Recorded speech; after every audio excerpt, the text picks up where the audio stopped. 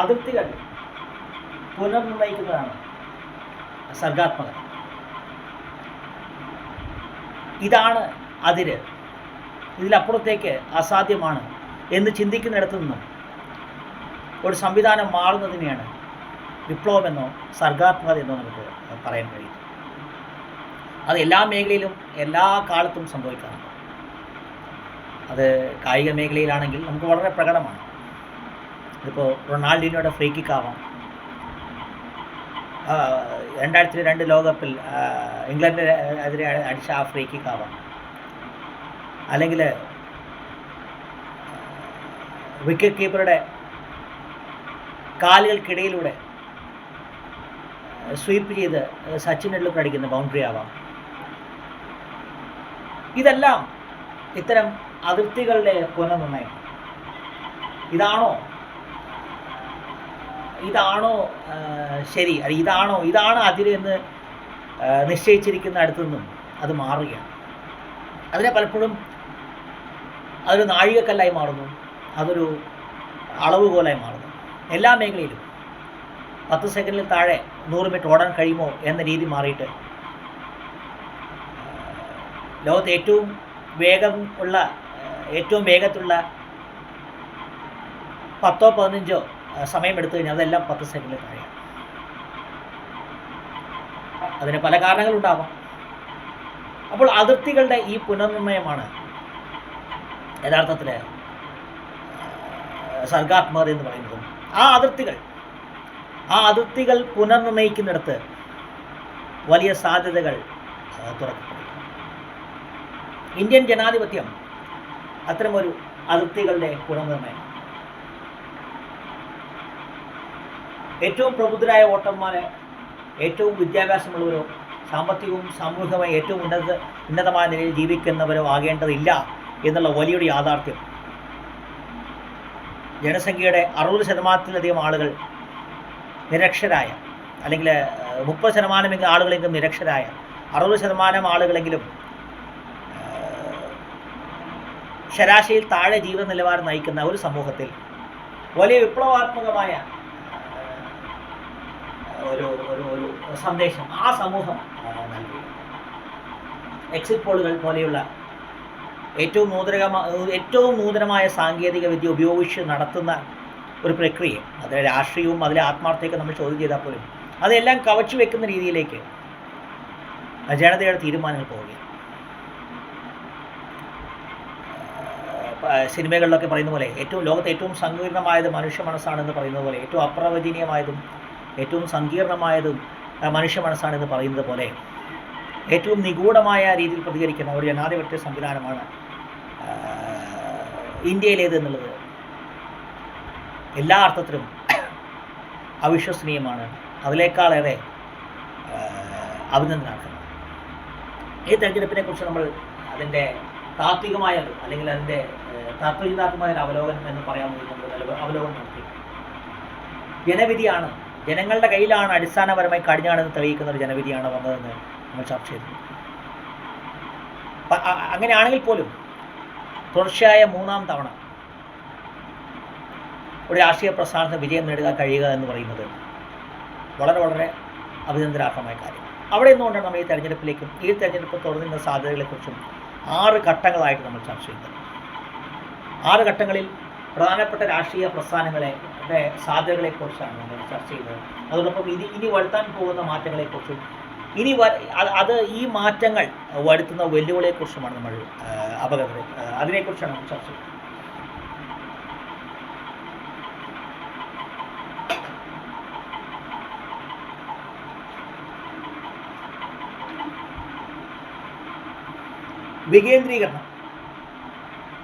വികേന്ദ്രീകരണം എന്ന് പറയുന്ന ജനാധിപത്യ ആശയം വളരെ രീതിയിൽ നടപ്പിൽ വന്ന ഒരു തിരഞ്ഞെടുപ്പ്. ഗാന്ധിയൻ ആശയമാണ് വികേന്ദ്രീകരണം. അതിൻ്റെ അർത്ഥം രാഷ്ട്രീയ കക്ഷികളും പ്രാദേശിക കക്ഷികളും ശക്തി പ്രാപിക്കുക എന്നുള്ളതല്ല. ഒരു സമൂഹത്തിൻ്റെ വികസനം ആരംഭിക്കുന്നത് അടിത്തട്ടിൽ നിന്നും, അത് വാർഡ് തലത്തിൽ നിന്നോ പഞ്ചായത്ത് തലത്തിൽ നിന്നോ ആരംഭിക്കും. വാർഡ് തലത്തിൽ നിന്നോ പഞ്ചായത്ത് തലത്തിൽ നിന്നോ അത് ആരംഭിക്കണമെങ്കിൽ ആ വാർഡ് തലത്തിലുള്ള ആൾക്കും ആ പഞ്ചായത്ത് തലത്തിലുള്ള ആൾക്കും ഒരു ജനാധിപത്യ സംവിധാനത്തിൽ അത് എത്ര വലുതുമായിക്കോട്ടെ, ആ വ്യക്തി ഏറ്റവും ഏത് ഭൂമിശാസ്ത്രപരമായി ഏത് കോണിലായിക്കോട്ടെ, ആ വ്യക്തിക്കും ഒരു സ്വാധീനമുണ്ടെന്നും ആ വ്യക്തിയുടെ ശബ്ദത്തിനും പ്രാധാന്യമുണ്ട് എന്ന് തിരിച്ചറിയുകയും ചെയ്യുന്നതാണ് യഥാർത്ഥത്തിൽ വികേന്ദ്രീകരണം എന്ന് പറയുന്നത്. നമ്മളത് മറ്റൊരു വീഡിയോ ചർച്ച ചെയ്യും. ആ വികേന്ദ്രീകരണം തന്നെയാണ് ഇവിടെ സംഭവിച്ചിരിക്കുന്നത്. പ്രാദേശിക രാഷ്ട്രീയ കക്ഷികൾ, ഇത് രണ്ട് വിരുദ്ധ ധ്രുവങ്ങൾ എന്ന് പറയാവുന്ന രണ്ട് പ്രാദേശിക രാഷ്ട്രീയ കക്ഷികളാണ്. വിരുദ്ധ ധ്രുവം എന്ന് പറയുന്നത് വ്യക്തിപരമായിട്ടുള്ള പ്രശ്നങ്ങളെക്കുറിച്ചല്ല പറയുന്നത്. ഹിന്ദി ദക്ഷിണേന്ത്യ ഉത്തരേന്ത്യ എന്ന രീതിയിൽ വിഭജിക്കപ്പെട്ടുകൊണ്ടിരിക്കുന്ന വിഭജിക്കപ്പെട്ടിരിക്കുന്ന ഒരു രാഷ്ട്രീയ സംവിധാനം. അതിനപ്പുറത്തേക്ക് ഇന്ത്യ മതത്തിൻ്റെ അടിസ്ഥാനത്തിലാണെങ്കിൽ പോലും ഇന്ത്യ എന്നൊരു പൊതുവികാരത്തിലേക്ക് എത്തണമെന്ന് വിശ്വസിക്കുന്ന, ആ വിശ്വാസം പ്രചരിപ്പിക്കാൻ ശ്രമിക്കുന്ന, മതത്തിൻ്റെ അടിസ്ഥാനത്തിൽ പ്രചരിപ്പിക്കാൻ ശ്രമിക്കുന്ന ഒരു രാഷ്ട്രീയ പ്രസ്ഥാനത്തിന് ഒറ്റയ്ക്ക് ഭരിക്കാനുള്ള സീറ്റുകൾ ഒരല്പം കുറയുന്നു. ആ സീറ്റുകൾ പിടിച്ചെടുക്കാൻ വേണ്ടി, അല്ലെങ്കിൽ ആ സീറ്റുകൾ യോജിപ്പിക്കാൻ വേണ്ടി ഈ രണ്ട് വിരുദ്ധമായ രണ്ട് ധ്രുവങ്ങളിൽ നിന്നുള്ള ആളുകളെ കൊണ്ടുവരും. അവിടെ യഥാർത്ഥത്തിൽ വികേന്ദ്രീകരണം നടക്കുകയാണ്. അതിൻ്റെ വെല്ലുവിളികളാണ് നമ്മൾ ആദ്യം ചർച്ച ചെയ്യേണ്ടത്.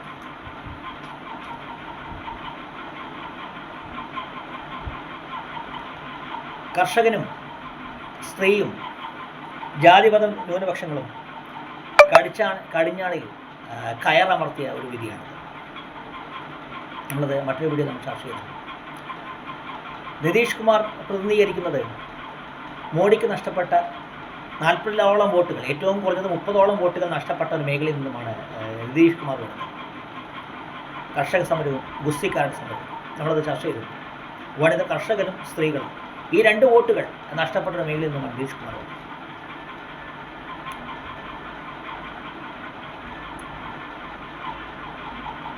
പ്രാദേശികവാദത്തിൻ്റെ ഭാഷയുടെ പേരിൽ ഏറ്റവും ആദ്യം രൂപവൽക്കരിക്കപ്പെട്ട ഒരു സംസ്ഥാനം രണ്ടായി പിരിഞ്ഞതിന് ശേഷം അവകാശങ്ങൾക്ക് വേണ്ടി, തലസ്ഥാനങ്ങൾക്ക് വേണ്ടി ആ സംസ്ഥാനം രണ്ടായി പിരിഞ്ഞ രണ്ട് സംസ്ഥാനങ്ങൾ തർക്കം നടക്കുന്നിടത്ത് ഭാഷയ്ക്കപ്പുറത്തേക്ക് വികസനത്തിലേക്ക് പോകാൻ നിർബന്ധിതരായ ഒരു വ്യക്തിയാണ് മറ്റൊരാൾ.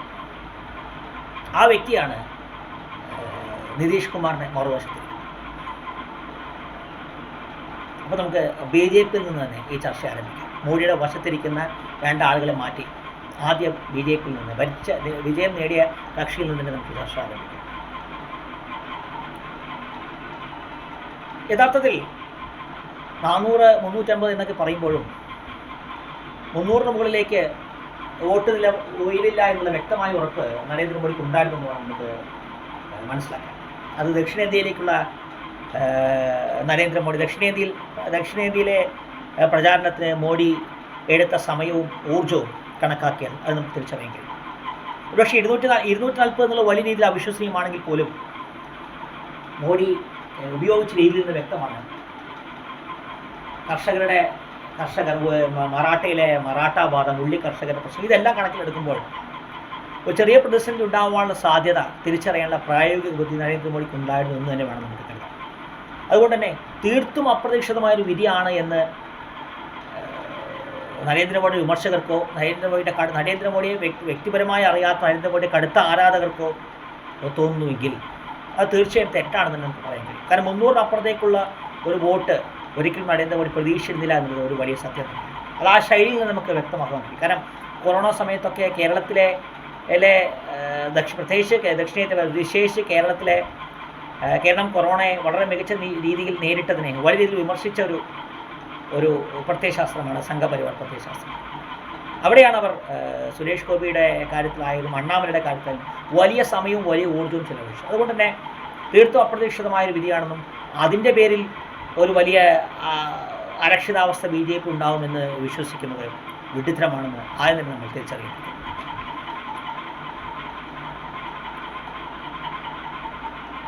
ഒരുപക്ഷെ നിതീഷ് കുമാറിനെയും നായിഡുവിനെയും അല്ല ലഭിച്ചതെങ്കിൽ കുറച്ചുകൂടി എളുപ്പത്തിൽ മോഡിക്ക് കാര്യം നടത്താമായിരുന്നുള്ളത് ഉറപ്പ് തന്നെയാണ്. കാരണം എന്തിനും മടിയില്ലാത്ത ആളുകൾ 2 വോട്ട് കിട്ടുമെങ്കിൽ, 2 സീറ്റ് കിട്ടുമെങ്കിൽ ഒരു ദിവസം 3 രാഷ്ട്രീയ പ്രസ്ഥാനങ്ങളിലെ പ്രധാനമന്ത്രി സ്ഥാനാർത്ഥി, മുഖ്യമന്ത്രി സ്ഥാനാർത്ഥി ആവാൻ കഴിയുന്ന ആളുകളാണ് ഈ കൂട്ടത്തിലുള്ളത്. അത് ഒരു വലിയ തിരിച്ചടിയാണെന്ന് തന്നെ നമ്മൾ അംഗീകരിക്കേണ്ടത്. ആ ഒറ്റ കാര്യത്തിൽ മാത്രമായിരിക്കാം വലിയ അളവോളം കണക്കൂട്ടി തെറ്റിയത്.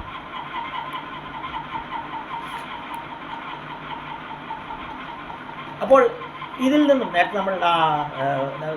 നേരത്തെ ചെയ്ത ആ വീഡിയോ നമ്മൾ ഈ വിഷയം ചർച്ച ചെയ്യുന്നു. മോഡി ഒരു തിരിച്ചറിവിലേക്ക് നേരത്തെ തന്നെ എത്തിയിട്ടുണ്ട് എന്നുള്ളതും മതത്തിനും ആശയത്തിനും ദേശീയതയ്ക്കും അപ്പുറത്തേക്കുള്ളൊരു ബിംബമായി സ്വയം ഉയർത്തി കാട്ടേണ്ട ആവശ്യകതയെക്കുറിച്ച് മോഡി ചിന്തിച്ചിരുന്നു എന്നുള്ളതും നമ്മൾ തൊട്ടുമുമ്പത്തെ ആ വീഡിയോ നമ്മൾ ചർച്ച ചെയ്യുന്നു. അതുകൊണ്ട് തന്നെ ദക്ഷിണേന്ത്യയിലും ഒഡീഷയിലും അടക്കം വേരുറപ്പിച്ചുകൊണ്ട് കർഷകരിലേക്കും സ്ത്രീ വോട്ടർമാരിലേക്കും നിതീഷ് കുമാർ നിർബന്ധം പിടിക്കുമെന്ന് ഉറപ്പുള്ള ജാതി സെൻസസിലൂടെ ദളിത് വോട്ടുകളിലേക്കും ആദിവാസി വോട്ടുകളിലേക്കും എത്തിയാൽ 2-3 വർഷത്തിനുള്ളിൽ നഷ്ടപ്പെട്ട വോട്ടുകൾ ഉറപ്പിക്കാൻ മോഡിക്ക് കഴിയുമെന്നുള്ള കാര്യത്തിൽ നമുക്ക് 100% ഉറപ്പ് പറയുന്നു. കാരണം മോഡിക്ക് അപ്പുറത്തേക്ക് പോകാൻ RSS തീരുമാനിച്ചിട്ടുണ്ട് എന്നുള്ളത് വലിയൊരളവോളം മോഡിക്കും ഒരു വെല്ലുവിളി തന്നെയാണ്.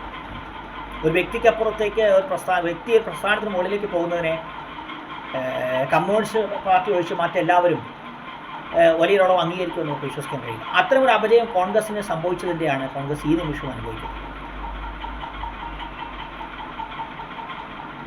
ദക്ഷിണേന്ത്യയിലെ ക്രിസ്ത്യൻ, ദളിത്, ആദിവാസി വോട്ടുകൾ നിർണായകമായതുകൊണ്ട് തന്നെ RSSും അവരുടെ രീതി വലിയ രീതി മാറ്റി. ഉത്തരേന്ത്യയിൽ നിതീഷ് കുമാർ വരുന്നു, ആന്ധ്രയിൽ ചന്ദ്രബാബു നായിഡു വരുന്നു. ഈ സ്ഥലങ്ങളെല്ലാം കർഷകരുടെ വോട്ടുകളും ജാതി വോട്ടുകളും വളരെ നിർണായകമാണ്. വലിയ രീതിയിലുള്ള ജാതി വ്യവസ്ഥ നിലനിൽക്കുന്ന, അവർ ക്രിസ്തു മതത്തിലേക്ക് പരിവർത്തനം ചെയ്യപ്പെടുന്നത് വലിയ രീതിയിൽ നടക്കുന്ന 2 സംസ്ഥാനങ്ങളാണ് തെലുങ്ക് സംസ്ഥാനങ്ങളും നോർത്ത് ഇന്ത്യയും.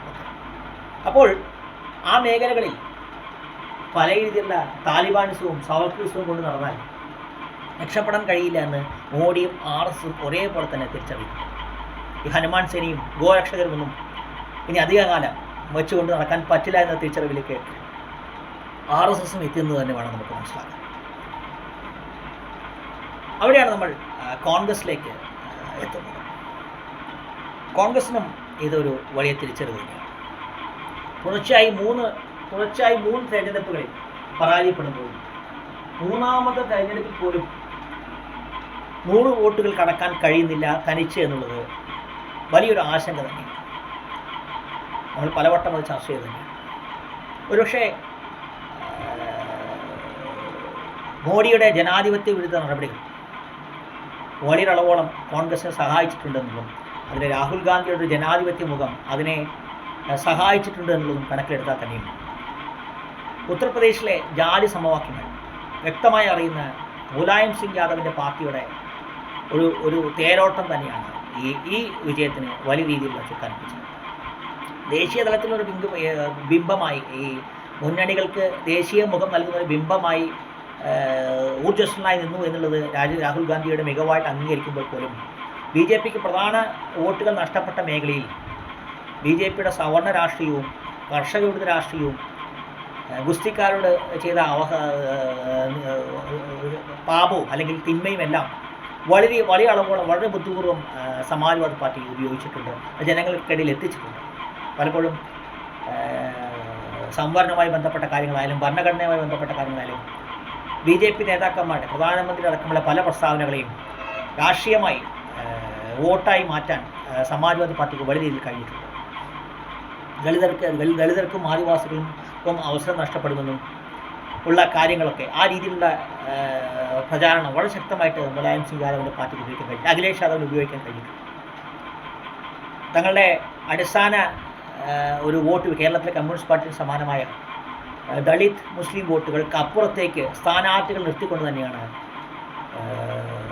മുലായം സിംഗ് യാദവ് അഖിലേഷ് യാദവ് ഈ പ്രചാരണം നടത്തിയത്.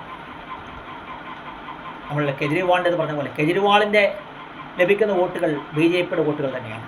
അതേ രീതിയിൽ തന്നെയാണ് അഖിലേഷ് യാദവ് ചെയ്തത്. BJPയുടെ സഖ്യകക്ഷികളായി BJP ഉയർത്തിക്കൊണ്ടിരുന്ന മായാവതിയെ പോലെയുള്ള ആളുകൾക്ക് ലഭിക്കാവുന്ന അതേ വോട്ടുകൾ BJPക്കോ മായാവതിക്കോ പോകേണ്ട വോട്ടുകൾ, സമാജ്വാദി പാർട്ടിക്ക് പോകേണ്ട വോട്ടുകൾ സ്വാംശീകരിക്കാൻ വേണ്ടി കൊണ്ടുവന്ന മായാവതി തറപറ്റിക്കാൻ അഖിലേഷ് യാദവിന് കഴിഞ്ഞത് അത് തന്നെയാണ് ബി ജെ പിയുടെ അല്ലെങ്കിൽ കോൺഗ്രസിൻ്റെ വിജയമെന്ന് നമുക്ക് പറയാൻ കഴിയും. അതുകൊണ്ട് തന്നെ ഒരു വലിയ തലത്തിനപ്പുറത്തേക്ക് അമിത ആത്മവിശ്വാസം കോൺഗ്രസ് വെച്ച് പൊളുത്തേണ്ടതില്ല എന്നതാണ് സത്യം. മുസ്ലിം ലീഗും പ്രധാനമന്ത്രി സ്ഥാനം ലക്ഷ്യമിടുന്ന സ്റ്റാലിൻ ഒഴിച്ചു നിർത്തിയാൽ ഇന്ത്യ എന്ന സഖ്യത്തോട് മാനസികമായി യോജിക്കാൻ കഴിയുന്ന ആരെങ്കിലും അവിടെ ഉണ്ട് എന്ന് നമുക്ക് പറയാൻ കഴിയും. വിശേഷിച്ചും ഇ ഡിയുടെ ഭീഷണി ഇല്ലാത്തത് കൊണ്ട് തന്നെ ഈ രാഷ്ട്രീയ പ്രസ്ഥാനങ്ങൾക്ക്, അത് തൃണമൂലാവാം, ശിവസേനയാവാം, ഏത് രാഷ്ട്രീയ പ്രസ്ഥാനമാണ്, ഈ സഖ്യകക്ഷികൾക്കെല്ലാം ഒരു രീതിയിലുള്ളൊരു വിധേയത്വം ഇന്ത്യ മുന്നണിയോട് ഉണ്ടെന്ന് നമുക്ക് കരുതാൻ കഴിയില്ല. അത് മാത്രമല്ല, സോണിയാഗാന്ധിയുടെ, രാഹുൽ ഗാന്ധിയുടെ കീഴിൽ കഴിയാൻ താല്പര്യമുള്ള ആളുകളല്ല ഇവരൊന്നും. ഒരു രീതിയിലും ആദർശ രാഷ്ട്രീയത്തിൻ്റെ വക്താക്കളല്ലാത്ത ആളുകളല്ല. ഒരു ഒരു ഒരു ചെറിയ അളവിൽ പോലും വ്യക്തിശുദ്ധിയില്ലാത്ത ഒരു കൂട്ടം നേതാക്കൾ, സ്വാർത്ഥ താല്പര്യമുള്ള നേതാക്കൾ, ഒരു സ്വാർത്ഥ താല്പര്യമുള്ള ഒരു കൂട്ടം ആളുകളുടെ കൂട്ടമായതുകൊണ്ട് തന്നെ അവരെ വില കൊടുത്തു വാങ്ങാൻ ബി ജെ പി കഴിയും. ഇനി വില കൊടുത്ത് വാങ്ങിയില്ലെങ്കിൽ തന്നെ 5 വർഷം എന്തിൻ്റെ പേരിൽ ഇവരെ ഉത്തേജിപ്പിച്ച് കൊണ്ടുപോകണം എന്നുള്ളത് ഇന്ത്യ മുന്നണിക്ക് വലിയൊരു വെല്ലുവിളി തന്നെയാണ്. വിജയത്തിൻ്റെ ക്രെഡിറ്റ് സമാജ്വാദി പാർട്ടി അടക്കമുള്ള രാഷ്ട്രീയ പ്രസ്ഥാനങ്ങൾ ആവശ്യപ്പെടും എന്നുള്ളത് കൊണ്ട് തന്നെ, പ്രത്യേകിച്ചും ശിവസേനയൊക്കെ മഹാരാഷ്ട്രയിലൊക്കെ ബി ജെ പിയുടെ പരാജയത്തിൽ ഉദ്ധവ് താക്കറെക്കൊക്കെ വലിയ പങ്കുണ്ട്. അതുകൊണ്ട് തന്നെ ശരത് പവാറും ഉദ്ധവ് താക്കറെയും തൃണമൂൽ കോൺഗ്രസിനെയും എല്ലാം തിരഞ്ഞെടുപ്പിന് മുമ്പ് ഇ ഡിയുടെ ഭയം അടക്കമുള്ള ഒരു തിരഞ്ഞെടുപ്പിന് മുമ്പുള്ള അതേ അവസ്ഥയിൽ ഒന്നിച്ചേർത്ത് കൊണ്ടുപോകാൻ കോൺഗ്രസിന് കഴിയുമെന്ന് വിശ്വസിക്കാൻ കഴിയില്ല. സംഘടനാ തലത്തിൽ കോൺഗ്രസ് ശക്തമായി എത്തിയിരുന്നു എങ്കിൽ പോലും കോൺഗ്രസിൻ്റെ അടിത്തറ ഇന്ത്യൻ ദേശീയതയെ, ജാതിയുടെയോ മതത്തിൻ്റെയോ എല്ലാ വികാരങ്ങൾക്കപ്പുറം നിസ്വാർത്ഥമായി ഒന്നിപ്പിച്ച ഒരു വലിയ രാഷ്ട്രീയ പ്രസ്ഥാനത്തോടുള്ള ഇന്ത്യക്കാരുടെ കൂറ് വലിയ രീതിയിൽ ചോർന്നു പോയിട്ടില്ല എന്നുള്ളത് തന്നെയാണ് തെളിയിക്കുന്നത്. കോൺഗ്രസ് ഇന്നും ഇന്ത്യയിൽ പ്രസക്തമായ രാഷ്ട്രീയ പ്രസ്ഥാനം തന്നെ. ഒന്ന് നവീകരിച്ചെടുത്താൽ നെഹ്റുവിനും സോണിയാഗാന്ധിക്കും രാഹുൽ ഗാന്ധിക്കും എല്ലാം അപ്പുറത്തേക്ക് ഇന്ത്യയെ പ്രതിനിധീകരിക്കാൻ കഴിയുന്ന ഒരു ബിംബമായിട്ട്, ഒരു ഇന്ത്യൻ ദേശീയയുടെ ഒരു പ്രതീകമായിട്ട് ഉയർത്തിക്കൊണ്ടുവരാൻ കഴിഞ്ഞാൽ ഇന്നും കോൺഗ്രസ് ശക്തമായ ഒരു സാധ്യത തന്നെയാണ്.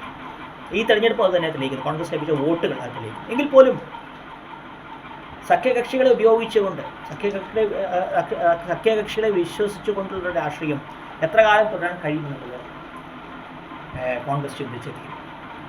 ഇതേ പ്രതിസന്ധി തന്നെയാണ് നിതീഷ് കുമാറിൻ്റെയും ചന്ദ്രബാബു നായിഡുവിൻ്റെയും എടുത്തുള്ളത്. അവർ രണ്ടുപേരുടെയും രാഷ്ട്രീയം നമുക്കറിയാവുന്നതാണ്. അഴിമതിയുടെ കാര്യത്തിലോ സ്വജനപക്ഷപാതത്തിൻ്റെ കാര്യത്തിലോ ഏകാധിപത്യ പ്രവണതയുടെ കാര്യത്തിലോ ഇവരാരും മോശക്കാരില്ല. അതുകൊണ്ട് തന്നെ ഇന്ത്യയിലെ ഏറ്റവും വലിയ കക്ഷിയായ ബി ജെ പിയിൽ ചെലുത്തുന്നൊരു സമ്മർദ്ദം ഒരു കൂട്ടം അധികാരമോഹികളുടെ പ്രസ്ഥാനമായ ഇന്ത്യ മുന്നണിയിൽ അവർക്ക് ചെലുത്താൻ കഴിയില്ല. അതുകൊണ്ട് തന്നെ സമ്മർദ്ദം ഉപയോഗിച്ച് ബി ജെ പിയെ താഴെ ഇറക്കി ഇന്ത്യ മുന്നണിയിലേക്ക് എത്തിയാൽ ഈ ഒരു പരിഗണന അവർക്ക് ലഭിക്കുമോ എന്ന് നമുക്ക് കണ്ടു തന്നെ അറിയേണ്ടത്. M K Stalin 39 സീറ്റുകളുണ്ട്. തൃണമൂൽ കോൺഗ്രസിൻ്റെയും ഒക്കെ സ്ഥിതി ഇത് തന്നെയാണ്. ആ സ്ഥിതിക്ക്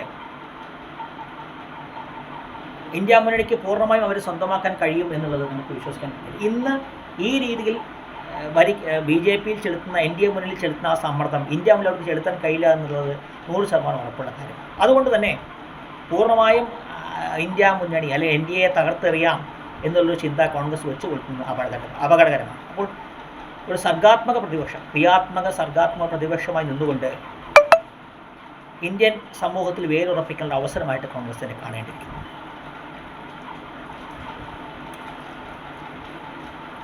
ദക്ഷിണേന്ത്യയിൽ നഷ്ടപ്പെട്ട ഹൈന്ദവ, ക്രൈസ്തവ, മതേതര, മധ്യവർഗ വോട്ടുകൾ തിരിച്ചുപിടിക്കാനാണ് ഇനി കോൺഗ്രസ് ശ്രമിക്കുന്നത്. അതോടൊപ്പം നേരത്തെ പറഞ്ഞ ദേശീയ പ്രസ്ഥാനമായി കോൺഗ്രസ് ഉയർന്നു വരേണ്ട ആവശ്യകത നമ്മൾ ചിന്തിക്കേണ്ടിയിരിക്കുന്നു.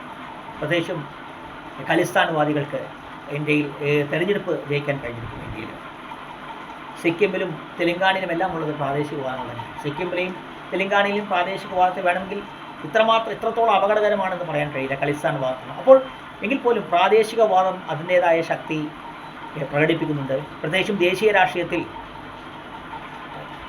ബി ജെ പിയുടെ മേൽ നിയന്ത്രണം സ്ഥാപിക്കാൻ കഴിയുന്ന രീതിയിലേക്ക് പ്രാദേശിക രാഷ്ട്രീയ പ്രസ്ഥാനങ്ങൾ വന്നുകൊണ്ട് തന്നെ പ്രാദേശികവാദങ്ങൾ വലിയ ഇത് ഉയർന്നു വരുമെന്നുള്ള കാര്യത്തിൽ ഒരു സംശയമില്ല. അത് കാനഡ അടക്കമുള്ള വിദേശ രാജ്യങ്ങളുടെ ബന്ധങ്ങളെ വരെ ബാധിക്കുന്ന രീതിയിലേക്ക് കാര്യങ്ങൾ കടന്നു പോകുന്നത് നമ്മൾ പ്രത്യേകിച്ച് കോൺഗ്രസ് വളരെ ഗൗരവത്തിൽ ചിന്തിക്കേണ്ടിയിരിക്കുന്നു.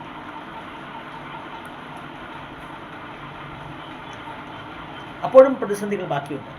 അത് എൻ ഡി എക്കും കോൺഗ്രസും ചേർത്തിട്ടുള്ളതാണ്. കാരണം ആന്ധ്രാപ്രദേശിൻ്റെയും തെലങ്കാനയുടെയും പ്രശ്നങ്ങളിൽ ഒരു സംസ്ഥാനമില്ലാത്ത ആന്ധ്രാപ്രദേശുണ്ട്, സ്വന്തമായി തലസ്ഥാനമില്ലാത്ത ആന്ധ്രാപ്രദേശ് തന്നെയുണ്ട്.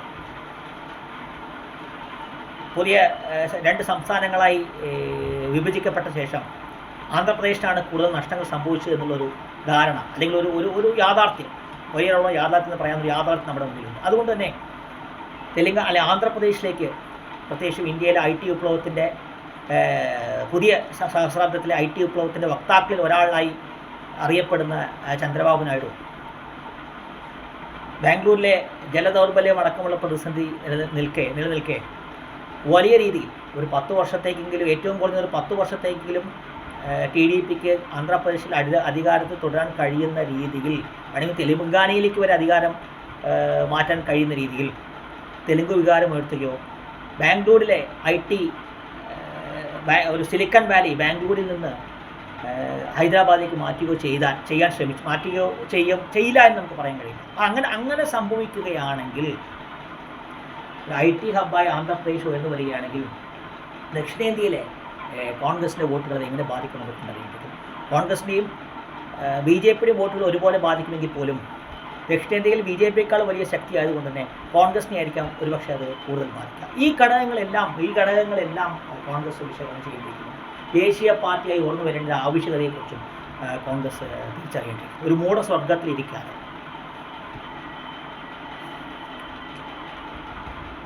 ഇനിയാണ് നമ്മൾ കേരള രാഷ്ട്രീയത്തിലേക്ക് വരാൻ പോകുന്നത്. കേരള രാഷ്ട്രീയം കൂടുതൽ വിശാലമാവുകയാണ്. മുസ്ലിം വോട്ടുകളുടെ അതേ ശൈലിയിലാണ് ഹൈന്ദവ ക്രൈസ്തവ വോട്ടുകൾ ഏകീകരിക്കപ്പെടുക മാത്രമല്ല, അവർ സംയുക്തമാവുകയാണ്.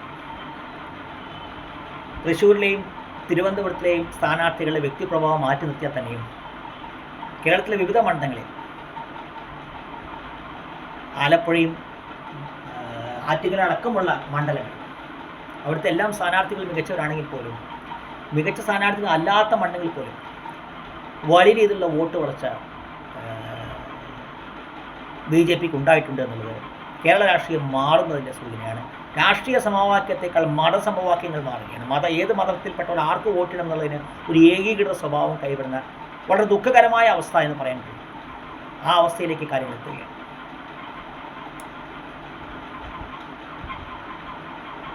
കെ സുരേന്ദ്രൻ്റെയും B മുരളീധരൻ്റെയും PK കൃഷ്ണദാസിൻ്റെയും എല്ലാം നിയന്ത്രണത്തിൽ നിന്ന് മാറി ഷോൺ ജോർജും TP സെൻകുമാറും സന്ദീപ് വാര്യരും എല്ലാം ചേരുന്ന ഒരു BJP നേതൃത്വനിര,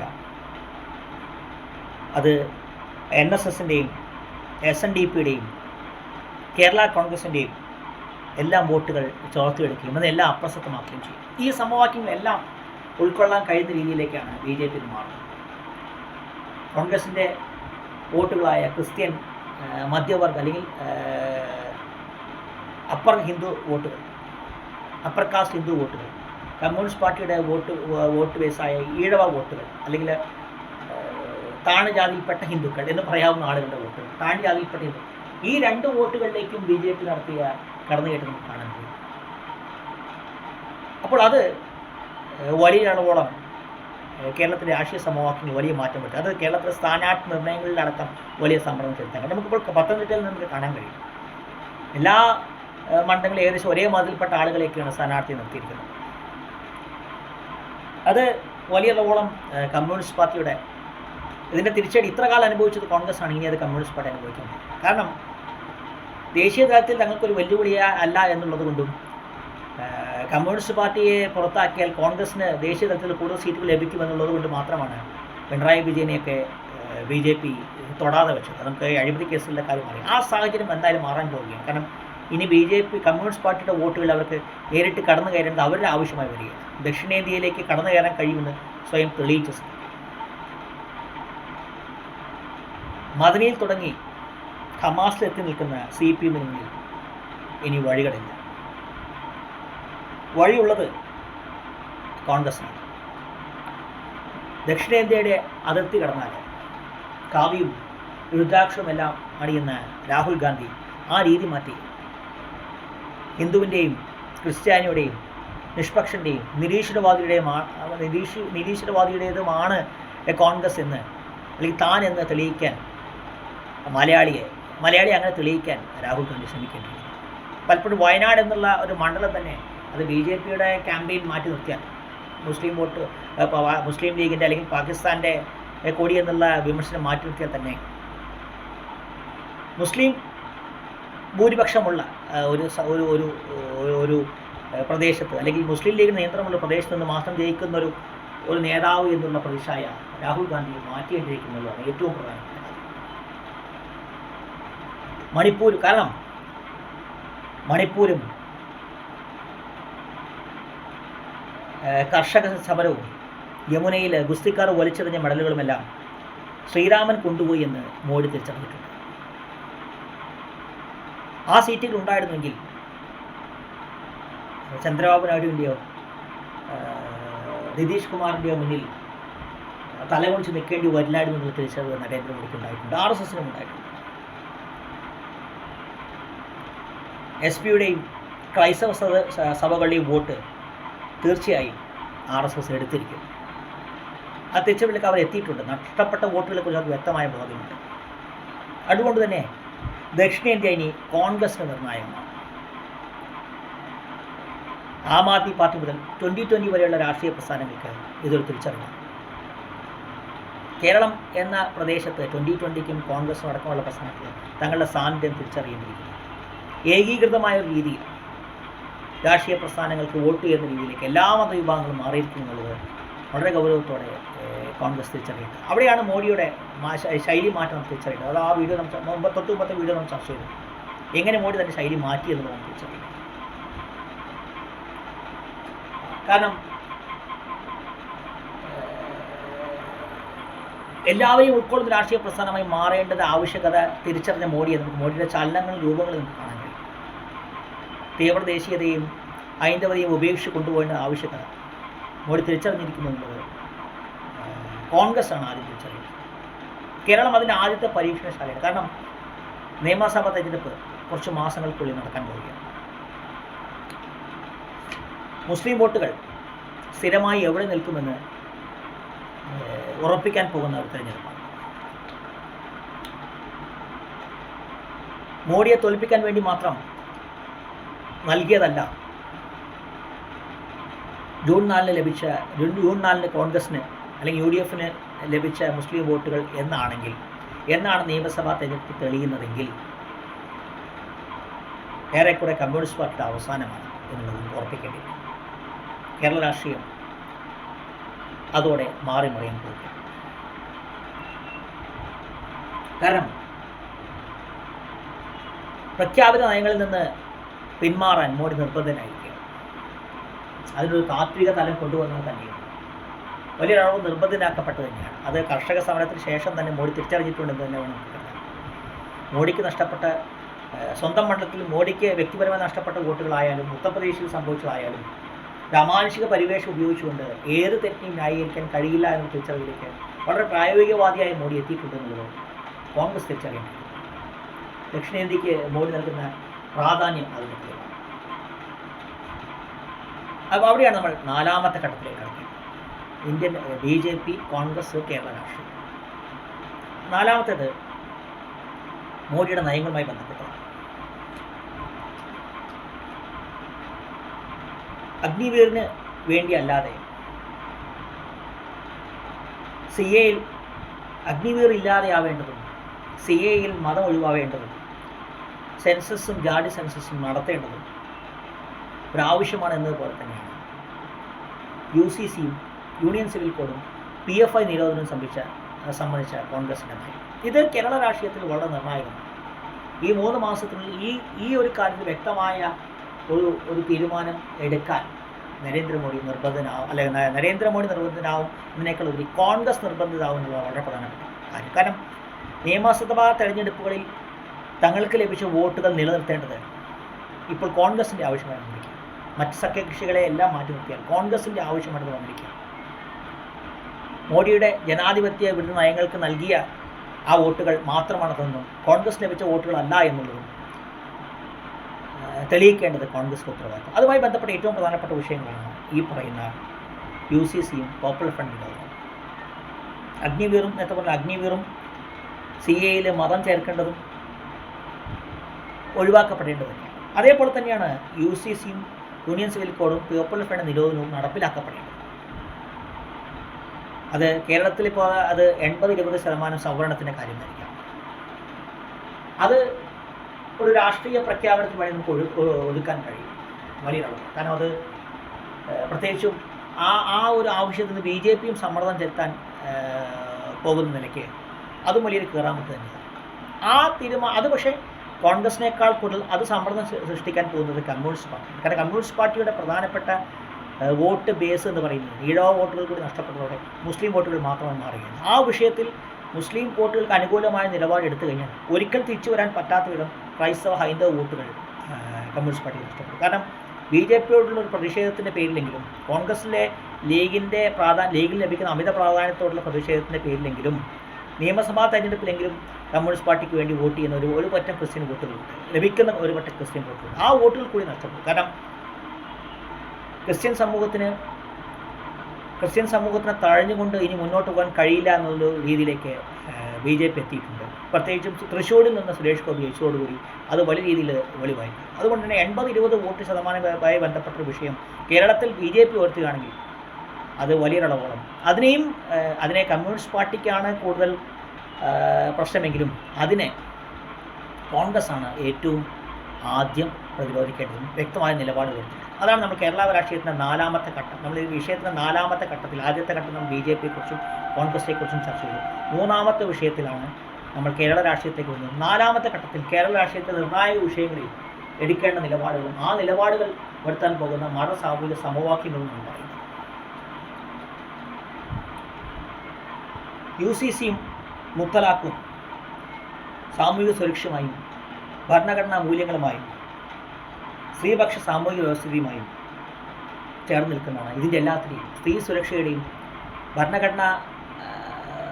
ഭരണഘടനയുടെ കരുത്തിൻ്റെയും പ്രതീകമാണ് ഈ യൂണിയൻ സിവിൽ കോഡും മുത്തലാഖും പോപ്പുലർ ഫ്രണ്ടിൻ്റെ നിരോധനം. അപ്പോൾ മാത്രമാണ് മതങ്ങൾക്ക് നിയന്ത്രിക്കാൻ കഴിയാത്ത ഒരു സമൂഹം രാജ്യത്ത് കടന്നു വരികയുള്ളൂ. കാരണം മുസ്ലിം സംവരണം എന്ന കാർഡ് ഇത് വളരെ പ്രധാനമാവുന്നത് നായിഡു BJPയുടെ ഘടകകക്ഷിയായിരുന്നു. മുസ്ലിം സംവരണം എന്ന കാർഡ് നിതീഷ് കുമാർ ഉപയോഗിച്ചേക്കാം. പക്ഷേ നിതീഷ് കുമാറിനേക്കാൾ കൂടുതൽ ഉപയോഗിച്ചത് ചന്ദ്രബാബു നായിഡു. അത് ഔദ്യോഗികമായിട്ട് ഉപയോഗിച്ചാണ്. ചന്ദ്രബാബു നായിഡുവിന് അതുമായി എത്ര കാലം മുന്നോട്ട് പോകാൻ കഴിയുമെന്നുള്ള വളരെ പ്രധാനപ്പെട്ട കാര്യം. പ്രത്യേകിച്ച് ആന്ധ്ര പോലെയൊരു സംസ്ഥാനത്ത് പവൻ കല്യാണിനെ പോലുള്ള കൂടെയുള്ളപ്പോൾ. അപ്പോൾ തീർച്ചയായും BJPക്ക് ആ വിഷയത്തിൽ വലിയ സമ്മർദ്ദമുണ്ട്. ഒരു അഭിമാന പ്രശ്നം തന്നെയാണ്. എങ്കിൽ പോലും ഇത് കോൺഗ്രസിന് വളരെ പ്രധാനപ്പെട്ട വിഷയമാണ്. ആ വിഷയത്തിൽ BJPയുടെ ആശയങ്ങളോട് ചേർന്ന് പോകുന്ന ഒരു നയത്തിലേക്ക് ചന്ദ്രബാബു നായിഡു വരികയാണെങ്കിൽ വലിയൊരു സമ്മർദ്ദം അത് കോൺഗ്രസ് പാർട്ടി ചെലുത്തുന്നതിന് സംശയമില്ല. അപ്പോൾ നയങ്ങളിൽ വ്യക്തമായൊരു തെളിവ് വരുത്തേണ്ടത് വളരെ പ്രധാനപ്പെട്ട കാര്യമാണ്. പ്രത്യേകിച്ചും നിയമസഭാ തെരഞ്ഞെടുപ്പ് 3 മാസം മാത്രം അകലെയാകുമ്പോൾ.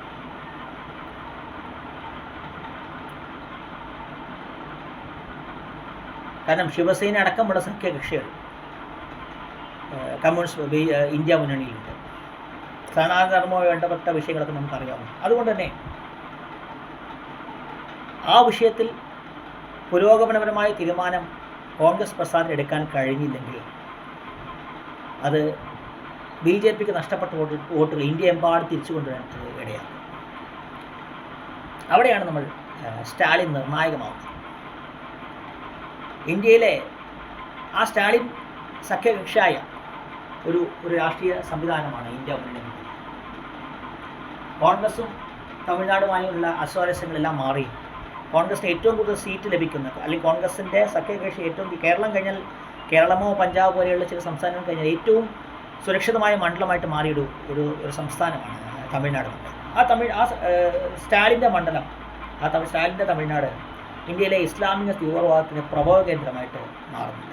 അത് വളരെ നിർണായകമായ ഒരു വിഷയമാണ്. പ്രത്യേകിച്ച് പോപ്പുലർ ഫ്രണ്ടുമായി നിരോധനം, 3 വർഷം നിരോധനം കഴിയാൻ ഏകദേശം 2 വർഷത്തിൽ താഴെയാണ് ബാക്കിയുള്ളത്. കാരണം ദ്രാവിഡ രാഷ്ട്രീയത്തിൻ്റെ അതിർത്തിയിൽ ഒതുങ്ങാതെ ഭരണം പിടിക്കാൻ വേണ്ടി ദ്രാവിഡ രാഷ്ട്രീയം എന്നുള്ള ഒരു കോളത്തിലേക്ക് ചുരുങ്ങാതെ ബി ജെ പിയുടെ ആശയങ്ങളുമായി യോജിച്ചു പോകാൻ, ബി ജെ പിയുടെ സവർണ രാഷ്ട്രീയത്തെ എതിർക്കുന്നുവെന്ന് ബോധിപ്പിച്ചുകൊണ്ട് തന്നെ ദേശീയതയുമായി ബന്ധപ്പെടുത്തിക്കൊണ്ട് പോകാൻ അണ്ണാമലൈ തീരുമാനിച്ചാൽ, അണ്ണാമലൈ തമിഴ്നാട്ടിനെ തുടരാൻ തീരുമാനിച്ചാൽ, കൊളംബോയുമായി ചേർന്ന് കിടക്കുന്ന ചെന്നൈ തുറമുഖത്തിൻ്റെ പോപ്പുലർ ഫ്രണ്ടിൻ്റെ വലിയ സ്വാധീനമുള്ള സ്റ്റാലിൻ്റെ തട്ടകത്തിൽ വളരെ പ്രധാനപ്പെട്ട സംഭവവികാസങ്ങൾ നടക്കുമെന്ന് കാര്യം സംശയമില്ല. കാരണം പോപ്പുലർ ഫ്രണ്ടിൻ്റെ ആയാലും ഇസ്ലാമിക് സ്റ്റേറ്റിൻ്റെ ആയാലും ഏറ്റവും ശക്തമായൊരു സാന്നിധ്യമുള്ള ഒരു പ്രദേശമാണ് തമിഴ്നാട് എന്ന് പറയുന്നത്. ഒരുപക്ഷെ ഇന്ന് കേരളത്തിൽ പിണറായി വിജയൻ്റെ ഭരണത്തിൻ്റെ 2ാം ഘട്ടത്തോടുകൂടി ബി ജെ പിയും കാസ പോലുള്ള സംഘടനകളും ശക്തമായതോടുകൂടി കേരളം വിട്ടു പോകാൻ നിർബന്ധിതരായ ഒരു കൂട്ടം ആളുകൾ ഇന്ന് തമിഴ്നാട് കേന്ദ്രീകരിച്ചാണ് പ്രവർത്തിക്കുന്നുള്ള കാര്യത്തിൽ ഒരു സംശയമില്ല. അപ്പോൾ ആ കാര്യങ്ങളിൽ NIA-യും ഒക്കെ ഒരു NIA-യുടെയൊക്കെ ഒരു ഉപയോഗം എത്രമാത്രം NIA-ക്ക് മുമ്പുള്ള ഭരണത്തിൽ ഉപയോഗിച്ച് അതേ തീവ്രതയിൽ ഉപയോഗിക്കാൻ നരേന്ദ്രമോദിക്ക് കഴിയില്ല എന്നുള്ളത് കൊണ്ട് തന്നെ രാഷ്ട്രീയമായി ക്രൈസ്തവ ഹൈന്ദവ വോട്ടുകൾ ശക്തി പ്രാപിച്ച സ്ഥിതിക്ക് ഹൈന്ദവ വോട്ടുകളെ പൂർണ്ണമായും തിരസ്കരിച്ച് പോകുന്ന സ്റ്റാലിൻ്റെ ഒരു പ്രദേശത്ത് 80%-ലധികം ആളുകൾ, 70%-ലധികം ആളുകൾ ഹിന്ദു മതവിശ്വാസികളും ആ 70% ആളുകളിൽ 95%-ലധികം ആളുകൾ കടുത്ത മതവിശ്വാസികളുമായ ഒരു പ്രദേശത്ത് ദ്രാവിഡ രാഷ്ട്രീയം ഉപയോഗിക്കാതെ തന്നെ ബി ജെ പിയുടെ സവർണ രാഷ്ട്രീയം ഉപേക്ഷിച്ചുകൊണ്ട് തന്നെ അണ്ണാമലൈ അവിടെ തുടർന്നു കഴിഞ്ഞാൽ അണ്ണാമലയെ പോലെ മികച്ചൊരു പ്രവർത്തനം, ആ ഒരു കളങ്കരഹിതമായൊരു ഒരു ബയോഡേറ്റ കാണിക്കാൻ കഴിയുന്നൊരു വ്യക്തി, പ്രത്യേകിച്ചും എതിരാളികളൊന്നും ഇല്ലാത്തൊരു തമിഴ്നാട് ഭരണത്തിൽ ആഴത്തിൽ പ്രവർത്തിച്ചു കഴിഞ്ഞാൽ എത്രമാത്രം മാറ്റങ്ങൾ രാഷ്ട്രീയ സംവിധാനങ്ങൾ വരുമെന്നുള്ളത്, രാഷ്ട്രീയ സമവാക്യങ്ങൾ വരുമെന്നുള്ളത് നമ്മൾ വളരെ ഗൗരവത്തോടെ ചർച്ച ചെയ്യണം. പക്ഷേ മതതീവ്രവാദത്തിൻ്റെ ഒരു പ്രധാനപ്പെട്ട സ്ഥലമായിട്ട് സ്റ്റാലിൻ്റെ ഇടം മാറി എന്നുള്ളത് നമ്മൾ തിരിച്ചറിയേണ്ടതാണ്. പ്രത്യേകിച്ചും മീഡിയ 1 ചാനലിൽ ഒരുപക്ഷെ ബിൻ ലാദൻ കഴിഞ്ഞാൽ മീഡിയ 1-ലെ മാധ്യമപ്രവർത്തകർക്ക് ഏറ്റവും ഇഷ്ടം സ്റ്റാലിനെയാണെന്ന് നമുക്ക് കാണാൻ കഴിയും. അത് തന്നെ തെളിയിക്കുന്നത് എത്രമാത്രം സ്വാധീനം ഇസ്ലാമിക് സ്റ്റേറ്റ് പോലുള്ള സംഘടനകൾക്ക് തമിഴ്നാട്ടിലുണ്ട് എന്നുള്ളത്. തമിഴ്നാട് എത്രമാത്രം ഭൂമിശാസ്ത്രപരമായും വളരെ തന്ത്രപ്രധാനമായ പ്രദേശമാണ് എല്ലാം കൊണ്ടും. അത് കൊളംബോ തുറമുഖവും ചെന്നൈ തുറമുഖവും തമ്മിലുള്ള ഒരു ഭൂമിശാസ്ത്രപരമായ അടുപ്പവും ആ ഭൂമിശാസ്ത്രപരമായ സ്ഥലത്തിൻ്റെ കിടപ്പ് തന്നെ വളരെ പ്രധാനമാണ്. അതുകൊണ്ട് തന്നെ ഈ വിഷയങ്ങൾ രാഷ്ട്രീയമായും ദേശീയ സുരക്ഷയുമായി ബന്ധപ്പെട്ട് വളരെ ആഴത്തിൽ കിടക്കും. അതുകൊണ്ട് പോപ്പുലർ ഫ്രണ്ട് നിരോധനം എന്ന് പറയുന്ന വിഷയത്തിൽ കോൺഗ്രസ് പുലർത്തുന്ന ആത്മാർത്ഥത വളരെ രാജ്യസുരക്ഷയ്ക്ക് തന്നെ വളരെ നിർണായകം. അവിടെയാണ് നമ്മൾ നേരത്തെ പറഞ്ഞ 4ാമത്തെ ഘട്ടം കഴിഞ്ഞ ഘട്ടത്തിലൂടെ നമ്മൾ 4ാമത്തെ ഘട്ടത്തിൻ്റെ അവസാനത്തിൽ എത്തുന്നത്. അതായത് ബി ജെ പിയുടെ അവസ്ഥ സാധ്യത, കോൺഗ്രസിൻ്റെ അവസ്ഥ സാധ്യത, കേരളത്തിലെ രാഷ്ട്രീയം, 4ാമത്തേത് കേരളത്തിലെ തിരഞ്ഞെടുപ്പുമായി ബന്ധപ്പെട്ട് വരാൻ പോകുന്ന നിലപാടുകളും സംഭവവികാസങ്ങളും. അതാണ് 4ാം ഘട്ടം. ആ 4ാം ഘട്ടത്തിൻ്റെ അവസാനത്തിലേക്കാണ് വരുന്നത്. സ്ഥാനാർത്ഥികൾക്ക് മണ്ഡലങ്ങളിൽ തുടർച്ചയായി നിർത്താൻ അനുവദിക്കാതെ ജയസാധ്യതയുള്ളവരെ പിന്നിൽ നിന്ന് കുത്തിയൊക്കെ കൊണ്ടുപോകുന്ന ഒരു കോൺഗ്രസ് രീതി ഉമ്മൻചാണ്ടിയും വയലാർ രവിയും AK ആന്റണിയും രമേശ് ചെന്നിത്തലയും KC വേണുഗോപാലും ഒക്കെ പ്രയോഗിക്കുന്ന ഒരു കോൺഗ്രസ് രീതിയാണ് കഴിഞ്ഞ കുറച്ച് കാലങ്ങളായി കേരളത്തിലെ BJP പൊളിച്ചു പോകുന്നത്. കേരളത്തിലെ പാലക്കാട്ടെ BJP സ്ഥാനാർത്ഥിയുടെ സ്ഥിതി പാലക്കാടുകാരനായാലും എനിക്ക് വ്യക്തം അറിയില്ല. അപ്പോൾ ആ ഒരു ശാപം അത് തന്നെയാണ് BJP കോൺഗ്രസിൻ്റെ അതേ പ്രശ്നം തന്നെയാണ് എല്ലാം കൊണ്ടും BJPക്കുള്ളത്. ആ ശൈലി BJPയും കോൺഗ്രസും ഒരുമിച്ച് ഉപേക്ഷിച്ചു കഴിഞ്ഞാൽ തമിഴ്നാട് തന്നെയായിരിക്കും ജമാഅത്തെ ഇസ്ലാമിയുടെയൊക്കെ ഒരു താവളം എന്ന് പറയും. ഈ ജമാഅത്തെ ഇസ്ലാമിയുടെ നിയന്ത്രണത്തിലുള്ളതാണ് മീഡിയ 1 എന്ന സ്ഥാപനം നമ്മൾ മനസ്സിലാക്കേണ്ടത്. നമുക്ക് അറിയുന്ന കാര്യം തന്നെയാണ്, നമ്മൾ ഓർമ്മിക്കേണ്ടതാണ്. അപ്പോൾ പോപ്പുലർ ഫ്രണ്ടിൻ്റെ നിരോധനം ആഭ്യന്തര സുരക്ഷയും രാഷ്ട്രീയ നിലപാടുകളെയും രാഷ്ട്രീയ സമവാക്യങ്ങളെയും വലിയ രീതിയിൽ സ്വാധീനിക്കാൻ പോകുന്നു എന്നുള്ളതാണ് നമ്മൾ 4ാമത്തെ ഘട്ടത്തിൽ മനസ്സിലാക്കുന്നത്.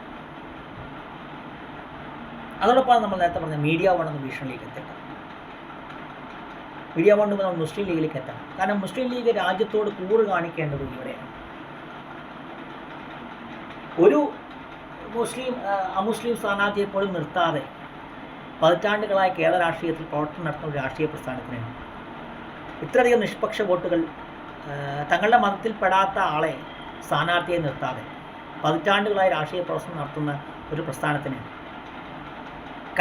ഏച്ചുകെട്ടി നൽകിയതാണ് മതേതരം എന്നുള്ളത് ഒരു യാഥാർത്ഥ്യമാണ്. എങ്കിൽ പോലും കോൺഗ്രസിന് വോട്ട് ചെയ്യുന്ന ഒരുപാട് ആളുകളുടെ അതിൽ ഇതര മതവിശ്വാസികളുണ്ട്, നിരീശ്വരവാദികളുണ്ട്, മതേതരവാദികൾ, ഇവരുടെ എല്ലാ വോട്ടുകൾ ലഭിച്ച ഒരു രാഷ്ട്രീയ പ്രസ്ഥാനം. ആ രാഷ്ട്രീയ പ്രസ്ഥാനം തങ്ങളുടെ രാജ്യത്തോടും തങ്ങളുടെ രാഷ്ട്രീയ പ്രസ്ഥാനത്തോടും കൂറുകാട്ടേണ്ട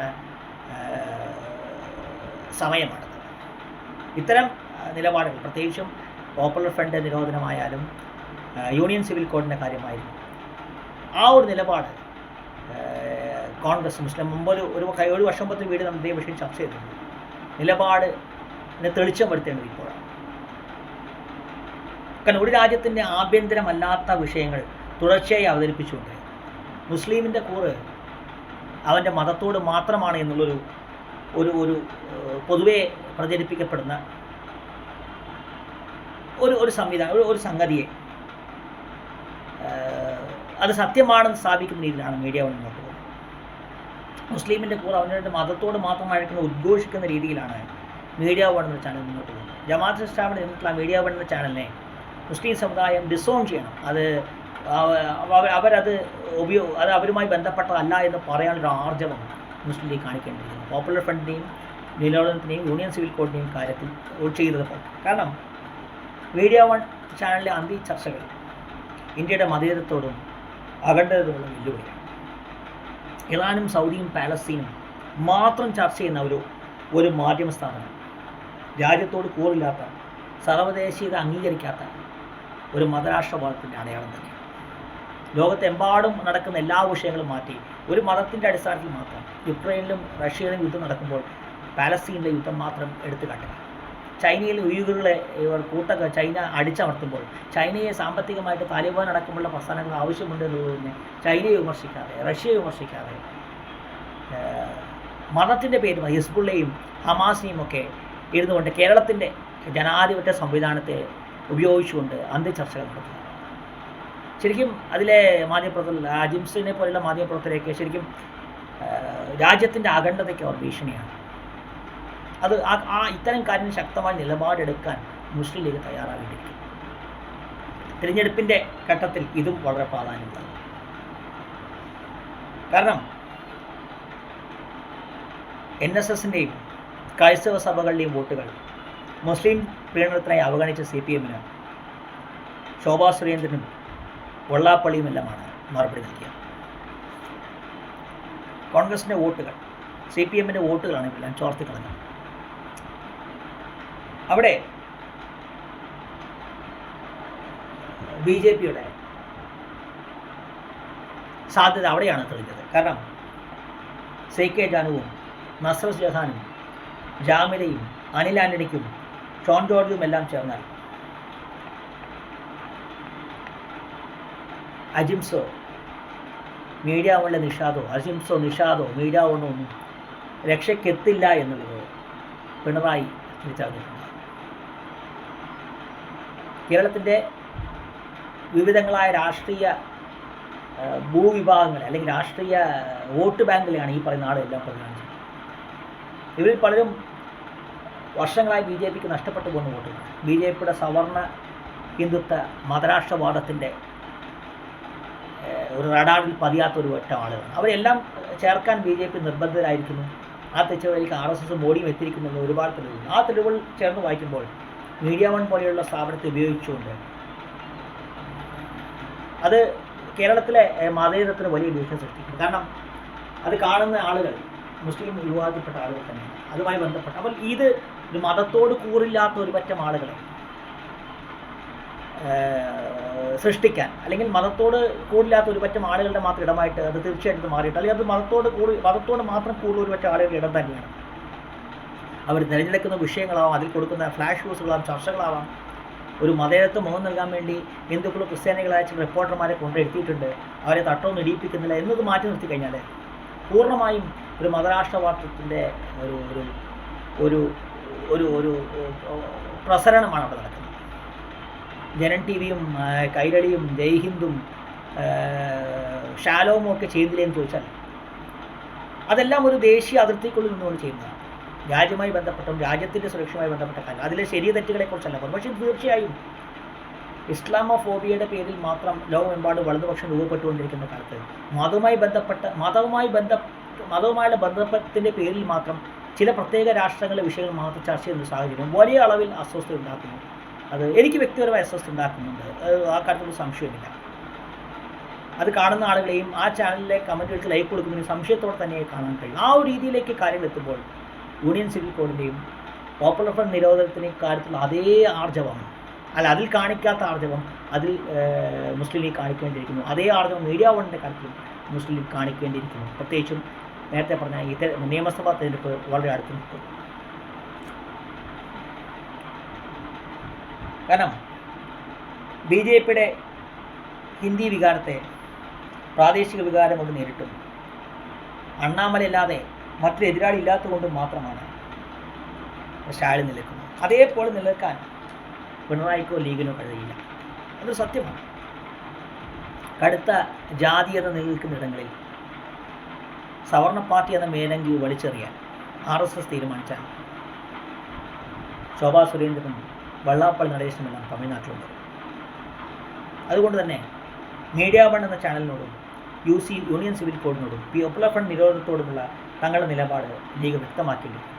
കാരണം അത് കോൺഗ്രസിൻ്റെ ആവശ്യമാണ്, കോൺഗ്രസിൻ്റെ ഉത്തരവാദിത്തമാണ്, കോൺഗ്രസിന് വോട്ട് ചെയ്യുന്ന നിഷ്പക്ഷരായ മതേതരവാദികളുടെ അവകാശമാണ്. അത് ഈ നിയമസഭാ തെരഞ്ഞെടുപ്പിന് മുമ്പ് തന്നെ അത് ചെയ്യേണ്ടതാണ്. ആ ഒരു തങ്ങളുടെ ഒരു തെരഞ്ഞെടുപ്പ് അജണ്ടകൾ അല്ലെങ്കിൽ തങ്ങളുടെ തെരഞ്ഞെടുപ്പ് മാനിഫെസ്റ്റോ പുറത്തുവിടുന്നത് പോലെ തന്നെ വളരെ പ്രധാനപ്പെട്ട കാര്യമാണ്. ആ തിരിച്ചറിവിലേക്ക് കോൺഗ്രസ് എത്തേണ്ടത്. ഇത് കോൺഗ്രസിൻ്റെ ഉത്തരവാദിത്തമാണ്, ജനങ്ങളുടെ അവകാശം. അവിടെയാണ് നമ്മൾ അഞ്ചാമത്തെ ഘട്ടത്തിലേക്ക് നമ്മൾ BJPയുടെ ദേശീയ രാഷ്ട്രീയത്തിലെ BJPയും കോൺഗ്രസിനെയും രണ്ട് ഘട്ടങ്ങളായി വിശകലനം ചെയ്തു. മൂന്നാമത്തെ ഘട്ടത്തിലെ കേരള രാഷ്ട്രീയത്തിലെ ഇപ്പോഴത്തെ അവസ്ഥ ചർച്ച ചെയ്തു. നാലാമത്തെ ഘട്ടത്തിലാണ് നിയമസഭാ തെരഞ്ഞെടുപ്പ് അടുത്ത് നിൽക്കെ 3 മാസം മാത്രം അകലെയാവേ ആ നിയമസഭാ തെരഞ്ഞെടുപ്പിൽ ഇപ്പോൾ സംഭവിച്ച പോലെയുള്ള ഇപ്പോൾ വന്ന വോട്ടുകൾ അവിടെ തന്നെ കിടക്കുമോ എന്നുള്ളതും അതിനെ എങ്ങനെ ദേശീയ തലത്തിൽ ചർച്ച ചെയ്യുന്ന ദേശീയ തലത്തിൽ പ്രാധാന്യം ഉള്ള വിഷയങ്ങൾ മതവുമായിട്ടും ഭരണഘടനയുമായിട്ടും ലിംഗസമത്വവുമായി ബന്ധപ്പെട്ട വിഷയങ്ങൾ, മതതീവ്രവാദമായും ദേശീയ സുരക്ഷയുമായി ബന്ധപ്പെട്ട വിഷയങ്ങളെല്ലാം മതത്തിന് അപ്പുറത്ത് വിശാലമായ അർത്ഥത്തിൽ നിലപാടുകൾ എടുക്കാൻ കേരളത്തിലെ രാഷ്ട്രീയ പ്രസ്ഥാനങ്ങൾ തയ്യാറാകുമോ എന്നുള്ളൊരു വിലയിരുത്തലായിട്ടാണ് ഈ വരാൻ പോകുന്ന നിയമസഭാ തിരഞ്ഞെടുപ്പ് മാറാൻ പോകുന്നത്. അതുകൊണ്ട് തന്നെയാണ് ആ ഒരു പരിസരത്ത് നിന്നുകൊണ്ട് നമ്മൾ 5ാം ഘട്ടത്തിലേക്ക് കടക്കുന്നത്. അത് ദേശീയ രാഷ്ട്രീയവുമായും പ്രാദേശിക രാഷ്ട്രീയവുമായി ചേർന്ന് പോകേണ്ട ദേശീയ രാഷ്ട്രീയത്തെക്കുറിച്ചും അത് പ്രാദേശികവാദമാകാതെ ദേശീയ തലത്തിൽ അല്ല അന്തർദേശീയ തലത്തിലുള്ള ബന്ധങ്ങളെ വരെ സ്വാധീനിക്കുന്ന രീതിയിലേക്ക് അത് എങ്ങനെ മാറുമെന്നുള്ളതാണ് 5ാമത്തെ ഘട്ടത്തിൽ സംസാരിക്കുന്നത്. കർഷക വിളകൾ, മഹാരാഷ്ട്ര ഉള്ളി വിഭവങ്ങൾ, വൻകിട പദ്ധതികൾക്കുള്ള പാരിസ്ഥിതിക അനുമതികൾ, ഇതെല്ലാം ഇനി വലിയ രീതിയിൽ മാറാൻ പോകുകയാണ്. രേവന്ത് റെഡ്ഡിയുടെ ABVP പശ്ചാത്തലവും ഹൈദരാബാദും അമരാവതിയും സൃഷ്ടിക്കുന്ന വിഷയങ്ങളും ബീഹാറിൻ്റേതിന് സാമ്യമായ ആന്ധ്രാപ്രദേശിലെ ചില സാഹചര്യങ്ങളെല്ലാം കണക്കിലെടുത്താൽ ഇത്തരം നിലപാടുകൾ കുറെ കൂടി സങ്കീർണമാണ്. കർഷക വോട്ടുകളും സാമൂഹികമായ പിന്നോക്കാവസ്ഥയുമാണ് ഈ 2 സംസ്ഥാനങ്ങളെയും ചേർത്ത് നിർത്തുന്നത്.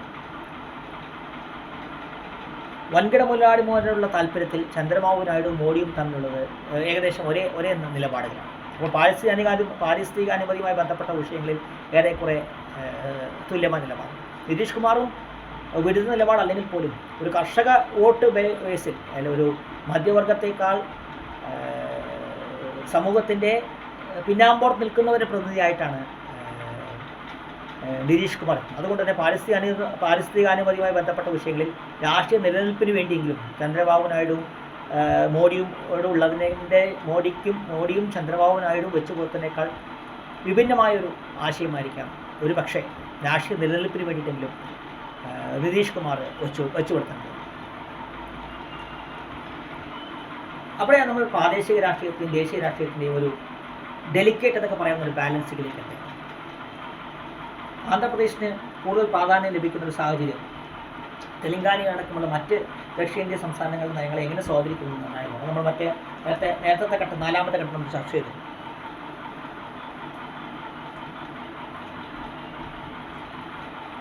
എങ്കിൽ പോലും തുടർച്ചയായി മൂന്നാം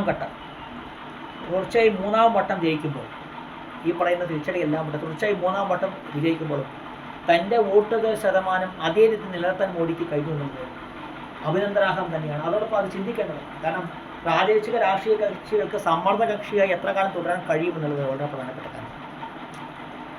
മോഡി എന്ന വ്യക്തിയെ സ്വന്തം മണ്ഡലത്തിൽ തോൽപ്പിച്ചു എന്നുള്ളത് കണക്കിലെടുക്കുമ്പോൾ മോഡിയുടെ ആശയങ്ങൾക്ക് തീവ്ര ദേശീയതയിൽ ഊന്നിയതാവാം. എങ്കിൽ ആ ആശയങ്ങൾക്കുള്ള നിലനിൽപ്പുണ്ട്. അത് പ്രചരിപ്പിക്കാൻ മോഡി ഉപയോഗിച്ച ജനാധിപത്യ വിരുദ്ധമായ രീതികളോടാണ് ജനങ്ങൾക്ക് വിയോജിപ്പ് എന്നുള്ളത് കൊണ്ട് തന്നെ BJP ഒലിച്ചുപോയി എന്നോ RSS ഒലിച്ചുപോയി എന്നുള്ള രീതിയിൽ ചിന്തിച്ചുകൊണ്ട് എന്നുള്ള മുൻവിധികളോട് സഞ്ചരിച്ചു കഴിഞ്ഞാൽ ഈ ഘടകകക്ഷികൾക്കും വലിയ പ്രശ്നങ്ങൾ. അതുകൊണ്ട് തന്നെ ഈ പാരിസ്ഥിതികാനുമതിയും പാരിസ്ഥിതികാനുമതിയുമായി ബന്ധപ്പെട്ട വിഷയങ്ങളിൽ കൂടി പ്രകൃതിയോട് അല്ലെങ്കിൽ കർഷകരോട് ചേർന്നുള്ള നയങ്ങളായിരിക്കും അവർ പക്ഷേ BJP എടുക്കുക. കാരണം കർഷക വോട്ടുകൾ നിലനിർത്തേണ്ടതും ഇന്ത്യ ഹൃദയഭൂമി തിരിച്ചെത്തേണ്ടത് മോഡിയുടെ ആവശ്യമായതുകൊണ്ട് തന്നെ പാരിസ്ഥിതികാനുമതിയുമായി ബന്ധപ്പെട്ട വിഷയങ്ങളെല്ലാം പ്രകൃതിയെ വകവയ്ക്കാതെയുള്ള ഒരു രീതി, അദാനിക്കും അംബാനിക്കും വേണ്ടിയുള്ള രീതി മോഡി കടഞ്ഞേക്കും. അത് ഒരു തരത്തിൽ അതൊരു ഒരു ശുഭസൂചന തന്നെയാണ്. കാരണം കർഷകരും പരിസ്ഥിതിയും രാഷ്ട്രീയ സമ്മർദ്ദം കൊണ്ടാണെങ്കിൽ പോലും അത് രാഷ്ട്രീയ നയങ്ങളിൽ, സാമ്പത്തിക നയങ്ങളിൽ പ്രാധാന്യം കൈവരിക്കുന്നു എന്നുള്ളത് വളരെ പ്രധാനപ്പെട്ട കാര്യമാണ്. വളരെ ആശാവഹമായ കാര്യമാണ്.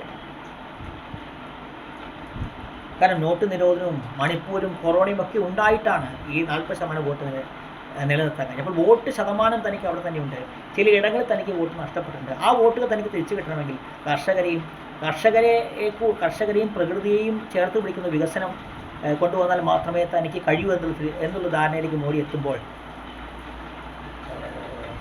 ഇത്തരം നയങ്ങളിൽ, സാമ്പത്തിക നയങ്ങളിൽ, പരിസ്ഥിതി വൻകിട പദ്ധതികളുടെ പാരിസ്ഥിതിക നയങ്ങൾ വലിയ മാറ്റം വരാൻ. അത് സ്റ്റോക്ക് മാർക്കറ്റിൽ എങ്ങനെ പ്രതിഫലിക്കുമെന്നത് വളരെ പ്രധാനപ്പെട്ട കാര്യമാണ്. വൻകിട കുത്തക കമ്പനികളോട് താല്പര്യമുള്ളവർ തന്നെയാണ് നിതീഷ് കുമാറും ചന്ദ്രബാബു നായിഡു. എങ്കിൽ പോലും കർഷകർ ഒരു വലിയ വോട്ട് ശക്തിയായി മാറി എന്ന തിരിച്ചറിവിലേക്ക് മോഡി എത്തിയത് കൊണ്ട് തന്നെ കൂടുതൽ പ്രകൃതിക്ക് അനുകൂലമായ നയങ്ങൾ ഉണ്ടാവുകയും ആ നയങ്ങൾ എങ്ങനെ വൻകിട മുതലാളിമാർക്ക് രാജ്യത്തോടുള്ള താല്പര്യത്തെ സ്വാധീനിക്കുന്നതും നമ്മൾ കണ്ടറിയേണ്ടിയിരിക്കുന്നു.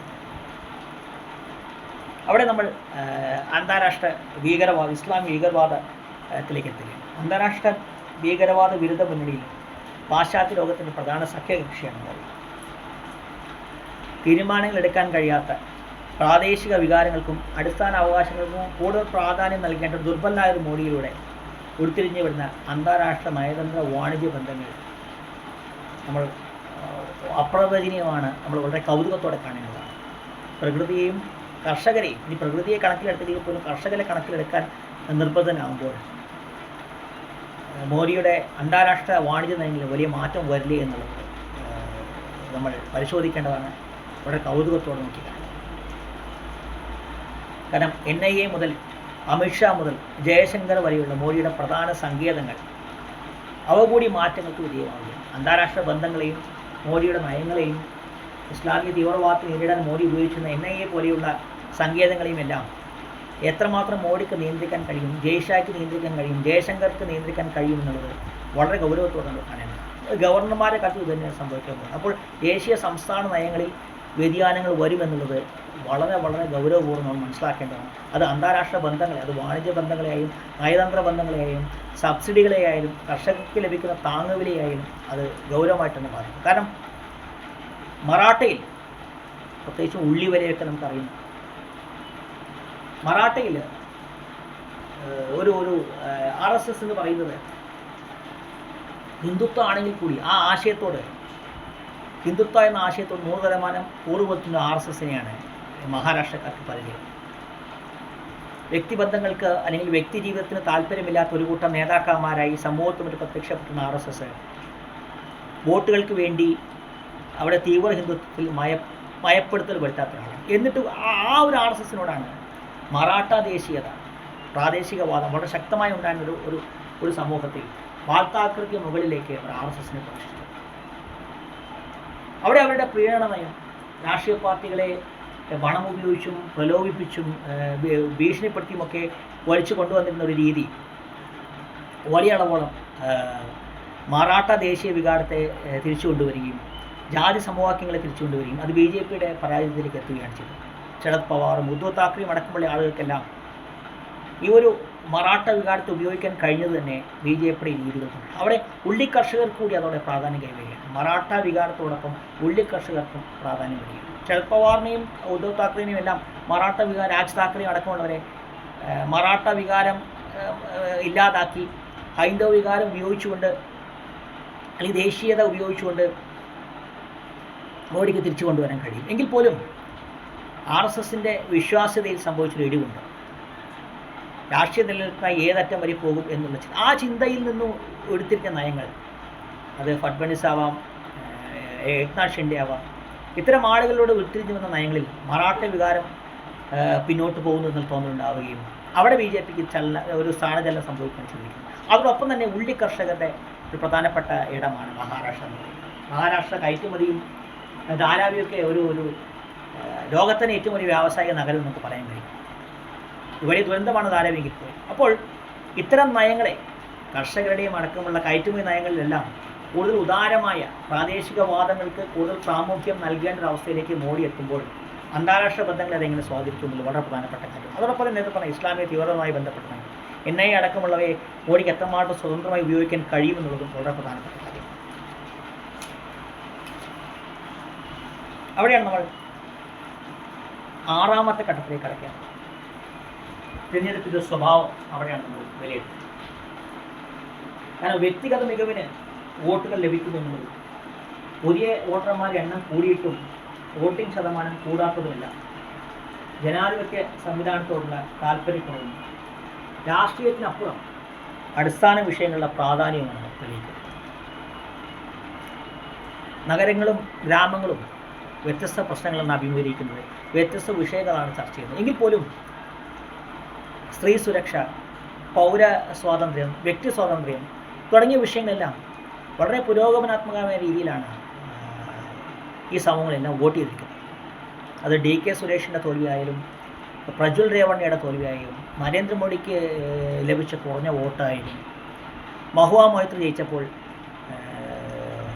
ഹരിയാനയിൽ ജയിച്ചിട്ടും ഡൽഹിയിൽ കേജ്രിവാൾ തോറ്റതുമെല്ലാം ആത്മാർത്ഥമായ നയങ്ങളോടുള്ള ആത്മാർത്ഥതയോ ഊന്നിക്കൊണ്ടുള്ള ജനങ്ങളൊരു വോട്ടിംഗ് രീതിയാണ്. മഹുവ മൊയ്ത്ര മികച്ചതാണെന്നോ എന്നുള്ള രീതിയിലല്ല പറയുന്നത്.